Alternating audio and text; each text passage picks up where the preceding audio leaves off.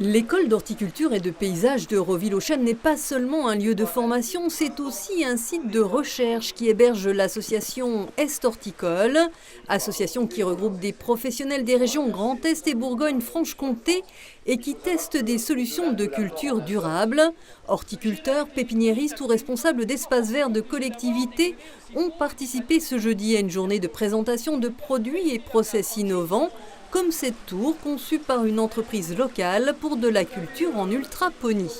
L'ultraponie, en fait, on fait de la vapeur froide qui, par gravité, redescend et humidifie les racines des plantes, avec des gouttelettes de l'ordre de 5 microns. En fait, les 5 microns, c'est la valeur qui est le plus assimilable par la racine, le plus rapidement possible. Alors, en électricité, on consomme à peu près 12 watts quand le système est à pleine charge, ce qui correspond grosso modo à une ampoule. Et en eau, on consomme à peu près 20 centilitres d'eau par plant par semaine. Soit l'équivalent d'un verre d'eau, ici pas de terre, une structure en inox, un fond nutritif vaporisé et peu de bruit, le tout connecté, contrôlé à distance. L'ultraponie, c'est de la culture extrême dite de bien-être et décorative, un concept prometteur. On a parlé d'EHPAD, on a parlé de bureaux.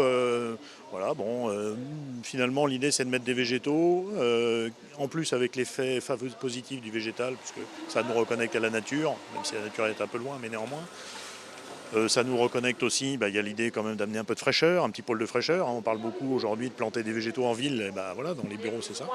Autre produit avec ses pots biodégradables pour le jardin, a priori une bonne idée écologique, mais qui a également ses défauts. Pour vous, l'inconvénient, c'est que ça... On s'aperçoit quand même qu'on a quand même des problèmes mécaniques. Parce que voilà, c'est pas simple à mettre en œuvre sur des volumes. Et deuxièmement, voilà, on a des pots quand même qui se salissent assez rapidement, dû en fait à l'humidité qui va développer, ce qui est naturel. De toute façon, c'est un développement de mousse qui peut se développer au niveau des pots. Et des produits qui ont une tendance un petit peu à se désagréger au fil du temps.